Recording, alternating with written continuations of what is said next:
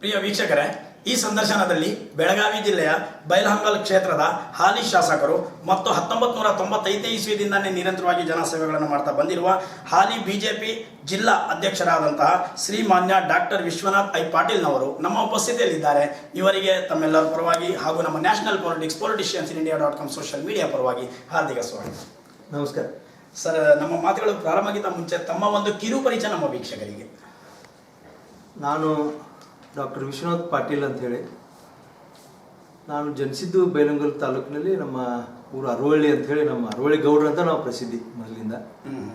ನಮ್ಮ ಫ್ಯಾಮಿಲಿ ಅಂತಂದ್ರೆ ಮೊದಲಿನಿಂದನೂ ರಾಜಕೀಯ ಒಂದು ಇಚ್ಛಾಶಕ್ತಿ, ರಾಜಕೀಯ ಒಳಗೆ ಬೆಳೆದಂಥ ನಮ್ಮ ಫ್ಯಾಮಿಲಿ. ಅಗ್ರಿಕಲ್ಚರ್ ಜೊತೆಗೆ ರಾಜಕೀಯ.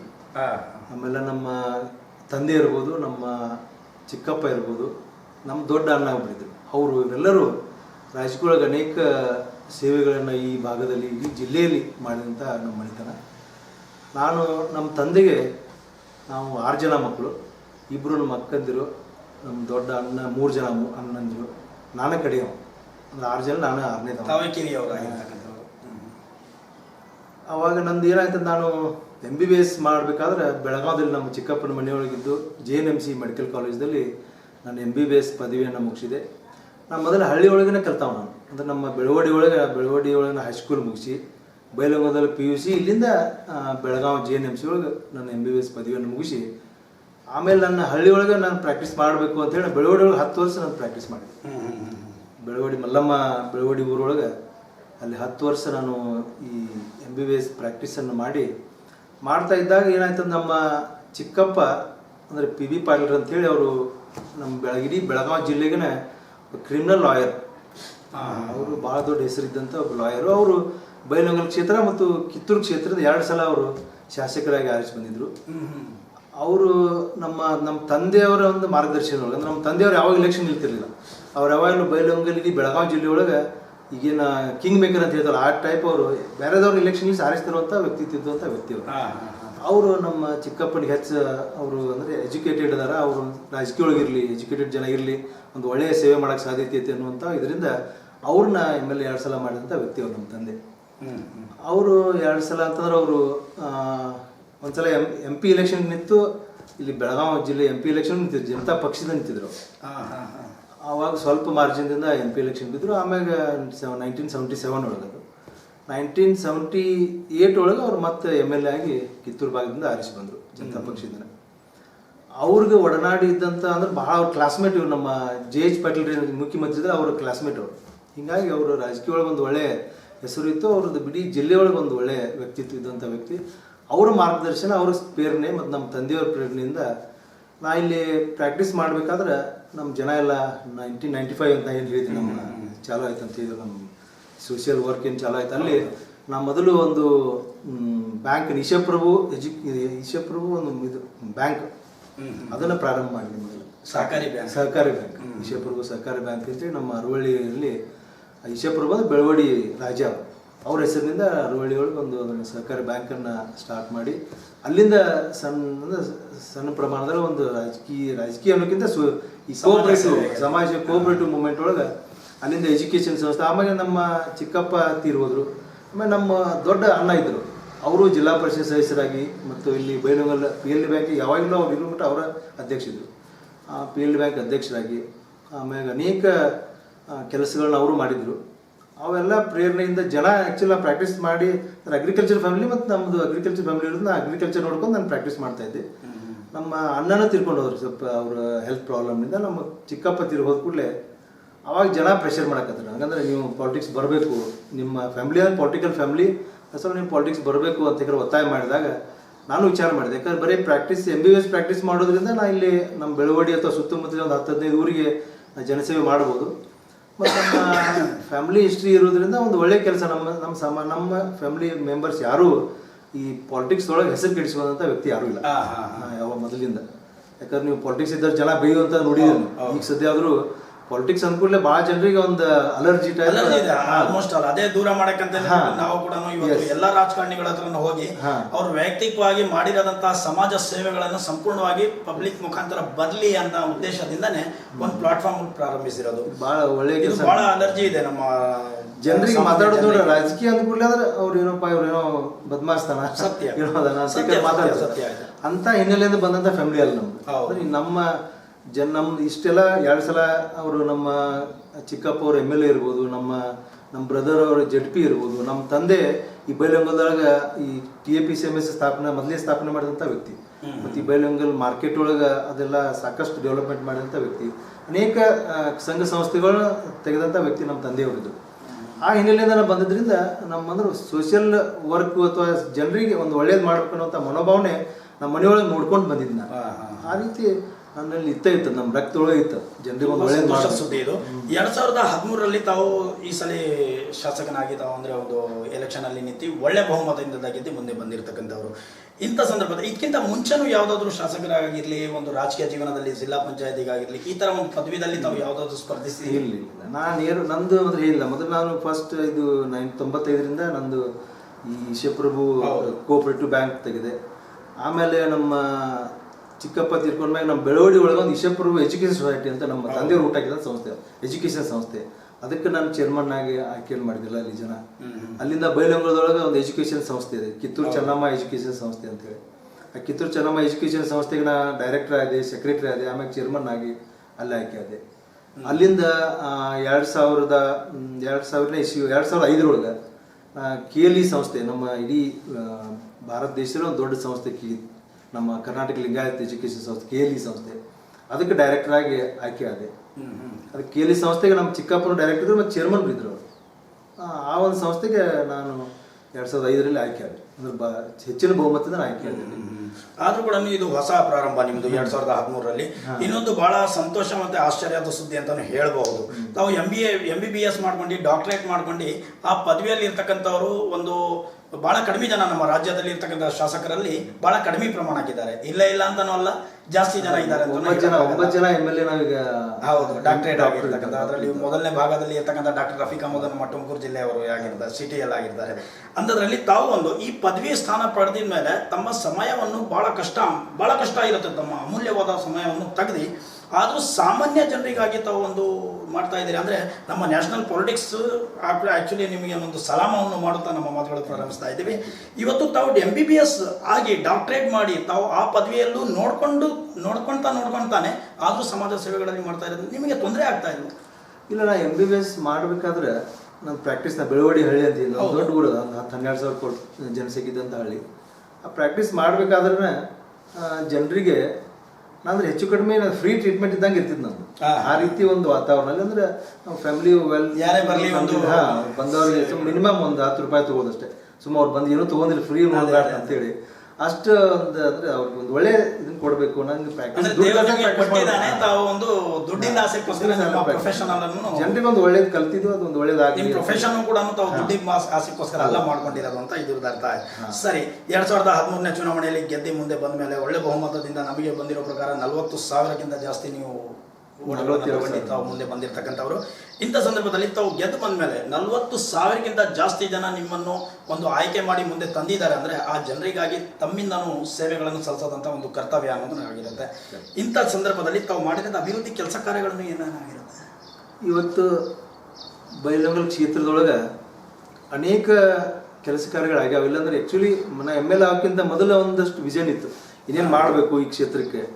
ಸಾಕಷ್ಟು ತಲೆಯೊಳಗೆ ವಿಚಾರ ಇದ್ದು, ಆದರೆ ಅವೆಲ್ಲ ಕೆಲಸ ಮಾಡ್ಲಿಕ್ಕೆ ಸಾಧ್ಯ ಆಗಲಿಲ್ಲ. ಯಾಕಂತಂದ್ರೆ ಇವತ್ತು ನಾ ಅಪೋಸಿಷನ್ ಇದ್ರೊಳಗಿರೋದ್ರಿಂದ, ಕಾಂಗ್ರೆಸ್ ಸರ್ಕಾರ, ನಾ BJPಯಿಂದ ಇರೋದ್ರಿಂದ ಅದರಿಂದ ಪರಿಣಾಮ ಬೀಳುತ್ತೆ ಡೆಫಿನೆಟ್ಲಿ. ಯಾಕಂದ್ರೆ ರೆಗ್ಯುಲರ್ ಆಗಿ ಫಂಡ್ ಬರುವಂಥದ್ದು ಫಂಡ್ ಬರ್ತಿರ್ತದೆ. ಅವ್ರು ಕೆಲವೊಂದಷ್ಟು ಇಂಪಾರ್ಟೆಂಟ್ ವರ್ಕ್ಸ್ ನಾವು ಹೋಗ್ಬೇಕಾದ್ರೆ ಮಿನಿಸ್ಟ್ರಿ ಕಡೆ, ಚೀಫ್ ಮಿನಿಸ್ಟರ್ ಕಡೆ ಹೋಗ್ಬೇಕಾಗ್ತದೆ. ಅವರು ಯೂಶ್ವಲಿ ಎಂಟರ್ಟೈನ್ ಮಾಡೋದಿಲ್ಲ. ಆ್ಯಕ್ಚುಲಿ ಯಡಿಯೂರಪ್ಪ ಮುಖ್ಯಮಂತ್ರಿ ಇದ್ದಾಗ ಎಲ್ಲ ಶಾಸಕರಿಗೆ ಸಮಾನವಾಗಿ ಕೊಡ್ತಿದ್ರು ಅವರು. ಬಿಜೆಪಿ ಶಾಸಕರು ಸ್ವಲ್ಪ ಹೆಚ್ಚು ಕೊಡ್ತಿರ್ಬೇಕಾದ್ರೆ ಕಾಂಗ್ರೆಸ್ ಶಾಸಕರಿಗೆ ಸಮಾನ ಇನ್ನೊಂದು ಕೊಡ್ತಿದ್ರು. ಮಾತು ನಮಗೆ ಅರ್ಥ ಆಗಲ್ಲ. ಆಕ್ಚುಲಿ ಜನರು ಬಹಳ ಯೋಚನೆದಲ್ಲಿ ಇರ್ತಕ್ಕಂಥದ್ದು, ಎಲ್ಲರೂ ಜನಪ್ರತಿನಿಧಿಗಳು, ಒಂದು ಗ್ರಾಮ panchayat, taluk panchayat, zilla panchayat, councillor, corporator, MLA, MLC up to minister ವರೆಗೂ ಎಲ್ಲರೂ ಜನಪ್ರತಿನಿಧಿಯಾಗಿ 5-5 ವರ್ಷ ಕಾಲಕ್ಕೆ ಬಂದಿರತಕ್ಕಂಥವ್ರು. ಈ ಭೇದ ರಾಜಕೀಯದು ಆಗಿರ್ಲಿ ಮತ್ತೆ ಪಾರ್ಟಿಗಳದ್ದಾಗಿರ್ಲಿ, ಎಲೆಕ್ಷನ್ ಮೂಮೆಂಟ್ ಅಲ್ಲಿ ಜಗಳಗಳನ್ನು ನಡೆಯದಂತ ಅದು ಸಹಜ ನಡೀಲಿ. ಜನಪ್ರತಿನಿಧಿಯಾಗಿ ತಾವು ಬಂದ ಮೇಲೆ ಅದೆಲ್ಲ ಸಮಾನತೆ ಆಗಿ ತಾವು ನೋಡ್ಕೊಂಡು ಹೋಗೋದಂತಾನೆ ಧರ್ಮ ಅಲ್ವಾ? ಆ್ಯಕ್ಚುಲಿ ನಿಜವಾಗಿಯೂ ಹಂಗೆ ಆಗ್ಬೇಕಿರೋದು. ಯಾವಾಗಲೂ ಇಲೆಕ್ಷನ್ ಮೂಮೆಂಟ್ ಒಳಗೆ ಇಲೆಕ್ಷನ್ ಮಾಡೋದು, ಎಲ್ಲಕ್ಕೆ ಬೇರೆ ಬೇರೆ ಪಾರ್ಟಿ ಇಲೆಕ್ಷನ್ ಮಾಡಬೇಕಾಗ್ತದೆ. ಇಲೆಕ್ಷನ್ ಆದ್ಮೇಲೆ ನಾವು ಯಾವುದೇ ಪಾರ್ಟಿ ಇಲ್ಲಿ ಏನೇ ಇಲ್ಲಿ ಜನಸೇವೆ ಮಾಡುವಂಥದ್ದು ಮುಖ್ಯ ಕರ್ತವ್ಯ ಇರ್ತದೆ. ಎಲ್ಲಿ ದುಡ್ಡು ನಾವು ಕೈಲಿಂದ ಖರ್ಚು ಮಾಡಿದ್ರೆ ಯಾರು ಎಲ್ಲ ಜನರಿಗೆ ಕೊಟ್ಟಂಥ ದುಡ್ಡನ್ನ, ಟ್ಯಾಕ್ಸ್ ದುಡ್ಡನ್ನು ನಾವು ಜನರಿಗೆ ಖರ್ಚು ಮಾಡ್ತಿರ್ತೀವಿ. ಸತ್ಯ. ಅವಾಗ ನಂದು ಪ್ರಿನ್ಸಿಪಲ್ ಅದೇ, ನಾ ಜನರಿಗೆ ಎಲ್ಲ ಕಡೆ ಹೋದಾಗ ನಾ ಏನು ಭಾಷಣ ಮಾಡಿ ಬಂದಿದ್ದೆ, ಪ್ರತಿಯೊಂದು ಊರೊಳಗೆ ನಾ ಭಾಷಣ ಮಾಡಿ ಬಂದಿದ್ದೆ. ಅಂದ್ರೆ ಇಲೆಕ್ಷನ್ ಮೂಮೆಂಟ್ ಒಳಗೆ ನೀವು ಯಾವುದೋ ಇಲೆಕ್ಷನ್ನಾಗ ನನಗೆ ಓಟ್ ಹಾಕ್ತಿರೋ ಬಿಡ್ತಿರೋ ಗೊತ್ತಿಲ್ಲ, ಅದ್ರ ಇಲೆಕ್ಷನ್ ನೀವೆಲ್ಲರೂ ಕೂಡ ಆಶೀರ್ವಾದ ಮಾಡಿ ಆರಿಸ್ತಂದ್ರೆ ನಾ ಯಾರಿಗೂ ತಾರತಮ್ಯ ಮಾಡಿದ್ಲೇ ಪ್ರತಿಯೊಂದು ಊರಿಗೂ ಒಂದು ಒಳ್ಳೆ ಕೆಲಸ ಮಾಡ್ತೀನಿ ಅಂತ ಹೇಳಿ ಬಂದಿದ್ದೀನಿ. ಮತ್ತು ಯಾರು ನಡಕ್ಕೆ ಕೆಲವೊಂದಷ್ಟು ಜನ ಏನು ಮಾಡಿದ್ರು, ಮೊದಲ ಏಜೆಂಟ್ ಹೊಂದಿಟ್ಟು ಅವ್ರ ಕಡೆಯಿಂದ ಅವ್ರು ಯಾರೋ ಬಂದ್ರೆ ಅವ್ರು ಹೇಳಿದ್ರಷ್ಟ ಊರಿಗೆ ಕೆಲಸ ಮಾಡೋದು, ಇಂಥವೆಲ್ಲ ಕೆಲಸ ನಡೀತಿದ್ರು. ಕೆಲವು ನೋಡಿದ್ದೆ ನಾವು.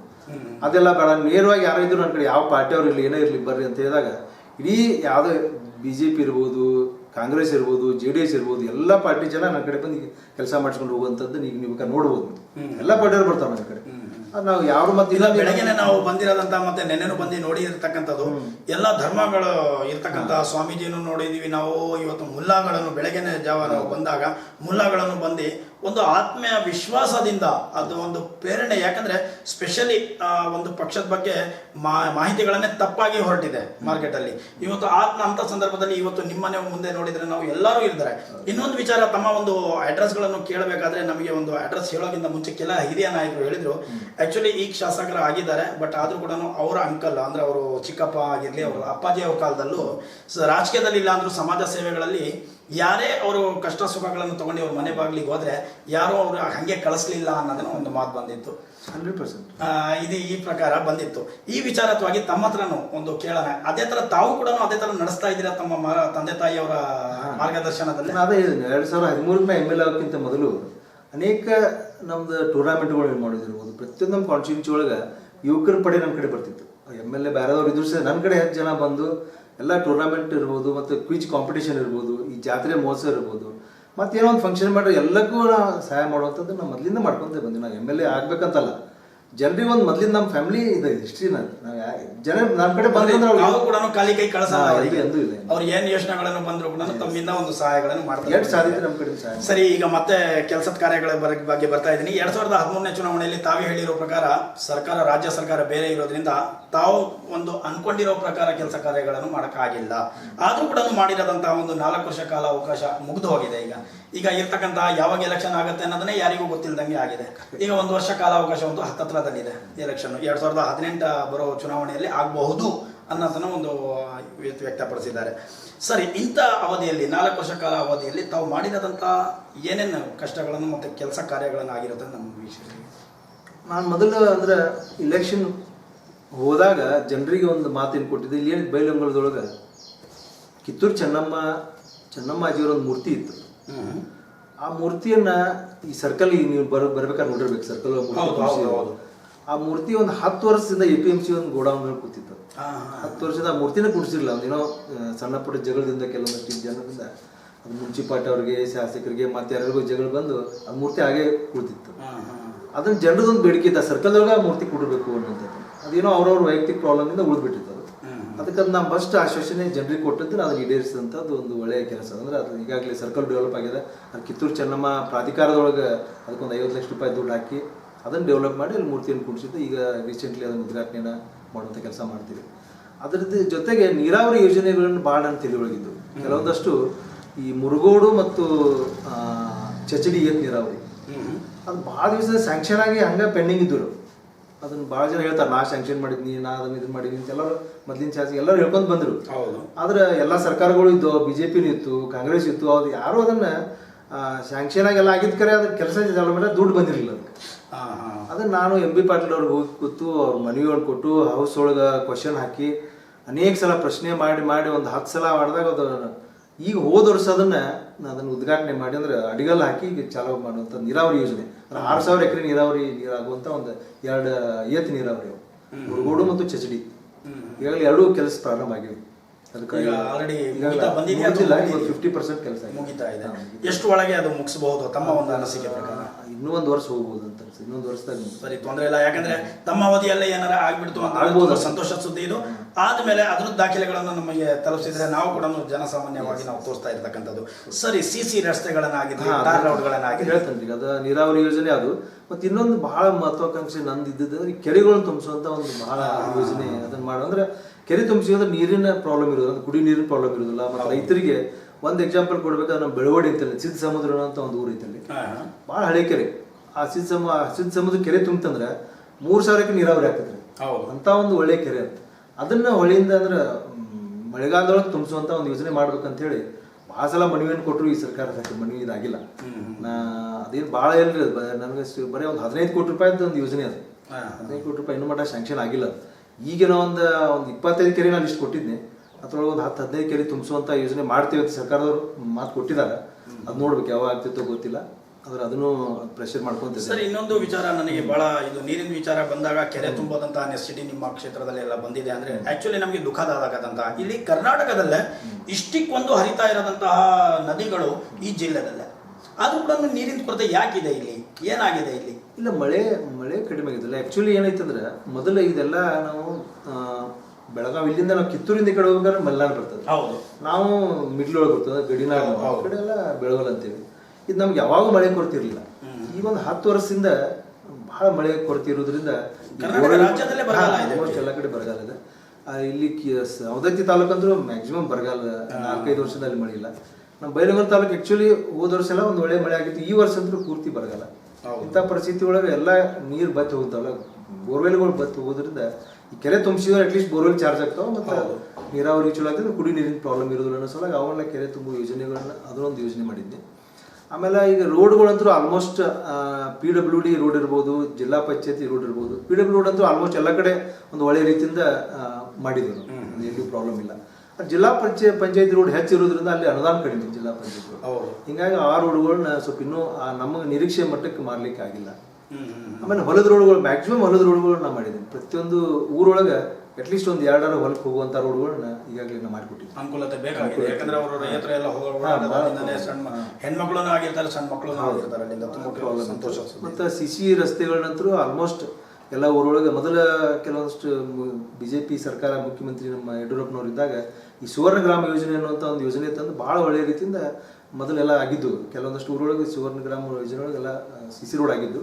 ನಾನು ಬಂದ್ಮೇಲೆ ಅನೇಕ ಗ್ರಾಮ ಒಳಗೆ ಎಲ್ಲಿ ಉಳಿದಿದ್ದು ಅವೆಲ್ಲ ಗ್ರಾಮಗಳು CC ರೋಡ್ಗಳನ್ನು ಮಾಡುವಂಥ ಕೆಲಸ ಮಾಡಿದ್ದೇನೆ. ಆಮೇಲೆ ಮತ್ತು ಈ ಕುಡಿಯೋ ನೀರಿನ ಘಟಕಗಳ ಬಗ್ಗೆ ಆಗಿರಲಿ, ಶುದ್ಧ ನೀರಿನ ಕುಡಿ ಘಟಕ ಅಂತೂ ಈಗಾಗಲೇ ಸರ್ಕಾರದವ್ರು ಆಲ್ಮೋಸ್ಟ್ ಎಲ್ಲ ಊರಿಗೆ ಒಂದೊಂದು ಕೊಟ್ಟ ಬಿಟ್ಟಿದ್ದಾರೆ. ಅದ್ರೊಳಗೆ ಎಲ್ಲಿ ಕೊಟ್ಟಿಲ್ಲ ಅವ್ನು ನನ್ನ ಫಂಡಿಂದ ನಾನು ಕೊಟ್ಟು ಅದನ್ನು ಮಾಡಿಸಿದ್ದೀನಿ. ಎಲ್ಲಿ ಜಿಲ್ಲಾ ಪಂಚಾಯತಿ ಕ್ಷೇತ್ರಗಳಲ್ಲ ಅಥವಾ ಸಿಟಿಗಳಲ್ಲೆಲ್ಲ? ಎಲ್ಲ ಹಳ್ಳಿ ಒಳಗೆ ಕೊಟ್ಟಾರೆ. ಪ್ರತಿಯೊಂದು ಊರೊಳಗೆ ಆಲ್ಮೋಸ್ಟ್ ಈಗ ಒಂದು 10-15 ಊರೊಳಗೆ ಇನ್ನು ಉಳಿದಿದ್ದಷ್ಟು ಅಲ್ಲಿ ಈ ಸಲ ಮತ್ತೆ ನಾವು ಹೋಗಿ ಸ್ಯಾಂಕ್ಷನ್ ಮಾಡ್ಸ್ಕೊಂಡು ಬಂದಿದ್ದೇನೆ. ಈಗ ಪ್ರತಿಯೊಂದು ಊರಿಗೆ ಒಂದೊಂದು ಶುದ್ಧ. ಎಷ್ಟು ವಿಲೇಜಸ್ ಅಲ್ಲಿ? 79 ವಿಲೇಜಸ್ ಇದಾವೆ ಅಪ್ರಾಕ್ಸಿಮೇಟ್ಲಿ. ಅದ್ರೊಳಗೆ ಒಂದು ದೊಡ್ಡ ಊರು ಇದ್ದಲ್ಲಿ 2 ಇದಾವ, ಸಣ್ಣ ಊರಿದ್ದಲ್ಲಿ ಒಂದ್ ಕಡೆ 2 ಇಲ್ಲ 2 ಊರಲ್ಲಿ ಚಿಕ್ಕದಿದ್ರೆ 1 ಈ ತರ. ಅಂದ್ರೆ ಸಿಟಿಗೂ ಕೂಡ ಕುಡಿಯೋ ನೀರಿನ ಘಟಕಗಳನ್ನು ಎಷ್ಟು ಪ್ರಮಾಣಕ್ಕೆ? ಸಿಟಿ ಒಳಗೆ ಬರೀ 3 ಕೊಡ್ಸಿದ್ದೀವಿ. ಅಂದ್ರೆ ಒಂದು ಗುರುತಿಸಕ್ಕೋಸ್ಕರ ಒಂದು ಇಲ್ಲೇ ಇದೆ, ಒಂದು ಇಲ್ಲೇ ಚನ್ನಮ್ಮ ಸರ್ಕಲ್ ಇದೆಯಲ್ಲ, ಇಲ್ಲಿ ಒಂದು ಅಲ್ಲಿ ಗೊಂಬಿಗುಡಿ ಅಂತ ಹೇಳಿ ಅಲ್ಲಿ ಮಾರ್ಕೆಟ್ ಒಳಗೆ ಅಲ್ಲಿ ಕುಡಿಸಿದ್ವಿ. ಒಂದು ಮುನ್ಸಿಪಾಲ್ಟಿಯಿಂದ ಇಲ್ಲೊಂದು ನಮ್ಮ ಮಿನಿ ವಿಧಾನಸೌಧ ಅಂತೇಳಿ ಅಲ್ಲೊಂದು ಮಿನಿ ವಿಧಾನಸೌಧ ಹತ್ರ. ತುಂಬ ಸಂತೋಷ ಸುದ್ದಿ ಇತ್ತು. ಟವರ್ ಬೋರ್ಡ್ಗೆ ಆಗಿರಲಿ, ತಾವು ವೆಲ್ ಎಜುಕೇಟೆಡ್ ಪರ್ಸನ್ ಆಗಿರೋದಂತಹ ಸಂದರ್ಭದಲ್ಲಿ ತಮಗೆ ಒಂದು ಮುಖ್ಯವಾದ ನಾನು ಪ್ರಶ್ನೆ ಕೇಳ್ತಾ ಇದ್ದೀನಿ. ಏನಕ್ಕಂತಂದರೆ ಇವತ್ತಿಂದು ಜನರಿಗೆ ಮ್ಯಾಕ್ಸಿಮಮ್ ಆಗಿ ಡೆವಲಪ್ಮೆಂಟ್ ಬೇಕಂತಂದರೆ ಆಸ್ಪತ್ರೆಗಳು ಫೆಸಿಲಿಟೀಸ್ ಬೇಕಾಗಿದೆ ಸರ್ಕಾರದಿಂದ, ಮತ್ತು ಶಾಲೆಗಳದ್ದು. ಯಾಕಂದರೆ ವಿದ್ಯಾಭ್ಯಾಸ ಇಲ್ಲದೆ ಇವತ್ತು ಸುಮಾರು ನಮ್ಮ ದೇಶನೇ ಹಿಂದೆ ಉಳಿತಾ ಇತ್ತು. ಈಗೀಗ ಪ್ರಾರಂಭ ಆಗಿದೆ. ರಾಜ್ಯ ಸರ್ಕಾರ, ಕೇಂದ್ರ ಸರ್ಕಾರ ಎಲ್ಲ ಕಡೆನೂ ಜಾಸ್ತಿ ಗಮನ ಕೊಡ್ತಾ ಇದೆ ಅಂತ, ಎಲ್ಲ ರಾಜ್ಯಗಳಲ್ಲೂ ಮತ್ತು ಕೇಂದ್ರ ಸರ್ಕಾರನೂ ಇದೆ. ತಮ್ಮ ಅವಧಿಯಲ್ಲಿ ಇಂತಹ ಒಂದು ಕೆಲಸ ಕಾರ್ಯಗಳಿಗೆ ಎಷ್ಟು ನಿಗಾ ನೀಡಿದ್ದೀರಿ? ನಿಜವಾಗಿ ಹೇಳ್ಬೇಕಂದ್ರೆ ಇದು ಭಾಳ ಒಳ್ಳೆಯ ಪ್ರಶ್ನೆ ಕೇಳಿದ್ರಿ ನೀವು. ನಂದು ಬ್ಯಾಕ್ಗ್ರೌಂಡ್ ಹೇಳಿಲ್ಲ ನಿಮ್ಗೆ. ನಾ ಬ್ಯಾಕ್ಗ್ರೌಂಡ್ ಬಂದದ್ದು ಎಜುಕೇಷನ್ ಸೊಸೈಟಿ ಡೆವಲಪ್ ಮಾಡೋ ಮುಖಾಂತರ ನಾನು ಬಂದವನು. ನನ್ನ MBBS ಸ್ವತಃ ಇರೋದ್ರಿಂದ ನನಗೆ ಹೆಚ್ಚು ಈ ಎಜುಕೇಷನ್ ಸಂಸ್ಥೆ ಮತ್ತು ಎಜುಕೇಷನ್ ಈ ಬಗ್ಗೆ ಮಕ್ಕಳ ಬಗ್ಗೆ ಒಂದು ಒಳ್ಳೆಯ ಕಾಳಜಿ ಇದ್ದಂಥ ವ್ಯಕ್ತಿ ನಾನು. ಮತ್ತು ನಾ ಡಾಕ್ಟರ್ ಇರೋದ್ರಿಂದ ಹಾಸ್ಪಿಟಲ್ಗಳ ಬಗ್ಗೆ ಜಾಸ್ತಿ ಒತ್ತು ಕೊಟ್ಟಂಥ ವ್ಯಕ್ತಿ. ಮತ್ತು ಭಾಳ ಜನ ಎಕ್ಸ್ಪೆಕ್ಟ್ ಅದನ್ನೇ ಮಾಡ್ತಾರೆ ನನ್ನ ಕಡೆ, ನೀವು ಹಾಸ್ಪಿಟಲ್ಗಳು ಒಳ್ಳೆ ರೀತಿ ಇಡಬೇಕು ಅನ್ನೋಂಥದ್ದು ಎಕ್ಸ್ಪೆಕ್ಟೇಷನ್ ಜನರದ್ದು ಇರ್ತದೆ. ಅದಕ್ಕೆ ನಾವು ಫಸ್ಟ್ ಎಲ್ಲೆಲ್ಲಿ ಹೋಗ್ತಿದ್ದ ಸ್ಕೂಲ್ಗಳಿಗೆ ಅಲ್ಲಿ ಅದೋ ಒಂದು ಊರಿಗೆ ಹೋದಾಗ ಜನರು ನನಗೆ ಈ ಗುಡಿ ಕಟ್ಕೊಡ್ರಿ ಸಮುದಾಯವನ್ನು ಕಟ್ಕೊಡ್ರಿ ಅಂತ ಹೇಳಿದಾಗ ನಾವು ಜನರಿಗೆ ಹೇಳ್ತಿದ್ದ ಸಮುದಾಯವನ್ನು ಕಟ್ಟೋಣ ಮೊದಲು ನಿಮ್ಮ ಊರೊಳಗೆ ಸ್ಕೂಲ್ ಯಾವ ರೀತಿ ಐತಿ ಅಲ್ಲಿ ಏನು ಬೇಕಾಗೈತಿ ಫೆಸಿಲಿಟಿ ಅದನ್ನ ಅವ್ರನ್ನ ಜನಕ್ಕೆ ಕೇಳ್ತಿದ್ದೆ ಮತ್ತೆ ಅಲ್ಲಿ ಫಸ್ಟ್ ನಾನು ಕಾನ್ಸಂಟ್ರೇಷನ್ ಮಾಡಿದ್ದು ಪ್ರೈಮರಿ ಸ್ಕೂಲ್ಗಳು. ಯಾಕಂದ್ರೆ ನಮ್ಮ ಗೌರ್ಮೆಂಟ್ ಪ್ರೈಮರಿ ಸ್ಕೂಲ್ಗಳು ಆ್ಯಕ್ಚುಲಿ ಅದು ನಂದು ಭಾಳ ದಿವಸದಿಂದ ಎಲ್ಲರಲ್ಲೂ ನಮ್ಮ ರಾಜಕೀಯ ನಾಯಕರಲ್ಲೂ ಮಾತಾಡೋದು ಅದನ್ನು ಈ ಪ್ರೈಮರಿ ಸ್ಕೂಲ್ಗಳನ್ನು ಸುಧಾರಿಸಿಬಿಟ್ಟು ಅಂತಂದ್ರೆ ನಮ್ಮ ಭಾರತ ದೇಶದ ಚಿತ್ರಣ ಬದಲಿ ಆಗುತ್ತೆ. ಸತ್ಯ. ಯಾಕಂತಂದ್ರೆ ಬೇಸಿಕ್ ಎಜುಕೇಶನ್ ನೋಡ್ರಿ ಮಜಬೂತ್ ಇಲ್ಲ ಅಂತ ಇಲ್ಲ ಫಿಕ್ಸ್ ಇಲ್ಲ ಅದು ಪ್ರಾಬ್ಲಮ್ ಇದೆ. ಮೇಲ್ಗಡೆ ಹೋಗಿ ಅವ್ರು ಡಿಗ್ರಿ ತಗೊಂಡು ಕೂಡ ಅದೇ ನೋಡಿ ನೀವು ಸ್ಟೇಟಿಸ್ಟಿಕ್ಸ್ ತೆಗೆದು ನೋಡಿದ್ರೆ ನೀವು ಅಪ್ ಟು 1 to 7th ಅಥವಾ ಅಪ್ ಟು SSLC ಅನ್ರಿ SSLC ವರೆಗೂ ಬಂದಿರ್ತಾರೆ. SSLC ಆದ್ಮೇಲೆ 50% ಡ್ರಾಪ್ ಔಟ್ ಆಗಿಬಿಡುತ್ತೆ. 100%. ಅಲ್ಲಿಂದ ಎಜುಕೇಶನ್ PUC ಮುಗಿಬಿಡ್ದಂತರೂ ಮತ್ತಷ್ಟು ಹೋಗಿರ್ತಾರೆ. ಸತ್ಯ. ಆಮೇಲೆ ಉಳಿದೆಲ್ಲ ಮೆಡಿಕಲ್ ಇರ್ಬೋದು, ಇಂಜಿನಿಯರ್ ಇರ್ಬೋದು, MBA ಇರ್ಬೋದು, ಬೇರೆ ಬೇರೆ ಕೋರ್ಸ್ಗಳಿಗೆ ಒಂದ್ರೆ ಭಾಳ ಕಡಿಮೆ. ಅಲ್ಲಿ ಬರ್ಗೋದು ಒಂದು 15 or 20% ಬಂದು ಮುಟ್ಟಿರ್ತಾರೆ ಅವ್ರು. ಅಂದ್ರೆ ಈ ರೀತಿ ಯಾಕಾಗತ್ತೆ ಅಂತಂದ್ರೆ ನಮ್ಮ ಬೇಸಿಕ್ ಎಜುಕೇಶನ್ ಎಲ್ಲೋ ತಪ್ಪಾತೀವಿ ನಾವು. ಅದೇ ರೀತಿ ನಾವೆಲ್ಲ ಮೆರಿಟ್ ಮ್ಯಾಗ ತೊಗೊಂಡಿರ್ತೀವಿ ಟೀಚರ್ ಸೆಲೆಕ್ಷನ್ ಪೂರ್ತಿ ಎಲ್ಲ ಮೆರಿಟ್ ಮ್ಯಾಗ ಆಗಿರ್ತದೆ. ಸಾಕಷ್ಟು ಅವ್ರು ಪಗಾರ ಕೊಡ್ತಾರೆ. ಅವರಲ್ಲಿ ಸ್ಕೂಲ್ಗಳಿಗೆ ಯಾಕೆ ಸರಿಯಾಗಿ ಕಲಿಸೋದಿಲ್ಲ ಅನ್ನೋದನ್ನ ನಾವು ಇವತ್ತು ನೋಡ್ಬೇಕಾಗಿದೆ. ಅದಕ್ಕೆ ನಮ್ಮ BO ಇರ್ಬೋದು, ನಾವು ಸ್ವತಃ ನಾನು ಭಾಳ ಕಡೆ ಅವ್ರಿಗೊಂದು ಆ ಸ್ಕೂಲ್ಗೆ ಹೋಗೇ ಬಂದಿರ್ತೇನೆ. ಆ ಸ್ಕೂಲ್ಗೆ ಹೋಗಿ ಆ ಟೀಚರ್ಗಳು ಭೇಟಾಗಿ ಅವರು ಮಕ್ಕಳಿಗೆ ಭೇಟಾಗಿ ಎಲ್ಲ ಅವ್ರಿಗೆ ಏನು ಪ್ರಾಬ್ಲಮ್ ಅದಾವ ಅವನ್ನೆಲ್ಲ ನೋಟ್ ಮಾಡ್ಕೊಂಡೆ ಆ ಸ್ಕೂಲ್ಗಳಿಗೆ ಕಂಪ್ಯೂಟರ್ ಕೊಡಿಸೋದಿರ್ಬೋದು, ಸ್ಕೂಲ್ ಬಿಲ್ಡಿಂಗ್ ಪ್ರಾಬ್ಲಮ್ ಇದ್ದಲ್ಲಿ ಅದನ್ನು ಕಟ್ಸ್ಕೊಡೋದಿರ್ಬೋದು, ಅಡುಗೆ ಕೋಣೆಗಂತೂ ಸಾಕಷ್ಟು ಕಡೆ ಅಡುಗೆ ಕೋಣೆ ಕಟ್ಸ್ಕೊಡೋದು ಇವೆಲ್ಲ ಕೆಲಸ ಸಾಕಷ್ಟು ಕಡೆ ಮಾಡಿದ್ದೇವೆ. ಮತ್ತು ಹಾಸ್ಪಿಟ್ಲ್ಗಳ ಬಗ್ಗೆ ಹೇಳಬೇಕಂದ್ರೆ ಇವತ್ತು ಏನೈತೆ ಅಂದ್ರೆ ನಮ್ಮ ಬೈಲಹೊಂಗಲ ಕಾನ್ಸ್ಟಿಟ್ಯೂನ್ಸಿ ಒಳಗೆ ಭಾಳ ಕಡೆ PHC ಒಳಗೆ ಡಾಕ್ಟರ್ಸ್ ಇರಲಿಲ್ಲ. ಹೌದು. 3-4 ಕಡೆ MBBS ಡಾಕ್ಟರ್ಸ್ ಇರಲಿಲ್ಲ. ಮತ್ತು ನಮ್ಮ ಬೈಲಹೊಂಗಲ ತಾಲೂಕು ಹಾಸ್ಪಿಟ್ಲ್ ಇದೆ, 200 ಬೆಡ್ಡಿನ ಹಾಸ್ಪಿಟ್ಲ್ ಇದೆ. ಹೌದು. ಭಾಳ ಒಳ್ಳೆ ಫೆಸಿಲಿಟಿ ಇದ್ದಂಥ ಹಾಸ್ಪಿಟ್ಲ್. ಅಲ್ಲಿ ಅಲ್ಟ್ರಾಸೌಂಡ್ ಮಷಿನ್ ಐತಿ. ಮತ್ತು CR ಮತ್ತು ಏಕಾರ ಈಗೇನು ಆಕ್ಸಿಡೆಂಟ್ ಆದಾಗ ಕಾಲು ಮುರಿದಾಗ ಅವೆಲ್ಲ ಎಕ್ಸ್ರೇ ಮಾಡ್ತಾರಲ್ಲ, CR ಅಂತೇಳಿ ಒಂದು ಅದು ಇನ್ಸ್ಟ್ರೂಮೆಂಟ್ ಐತಿ. ಅವಾಗ ಯಾರು ಬರೀ ಅಲ್ಲಿ 2 ಡಾಕ್ಟರ್ಸ್ ಇದ್ರು. ಅಲ್ಲಿ ಒಬ್ರು ಸರ್ಜನು, ಒಬ್ರು MBBS ಆದರು, ಒಬ್ರು ಗೈನಕಾಲಜಿ, 3 ಮಂದಿ ಇದ್ರು ಅಷ್ಟೇ.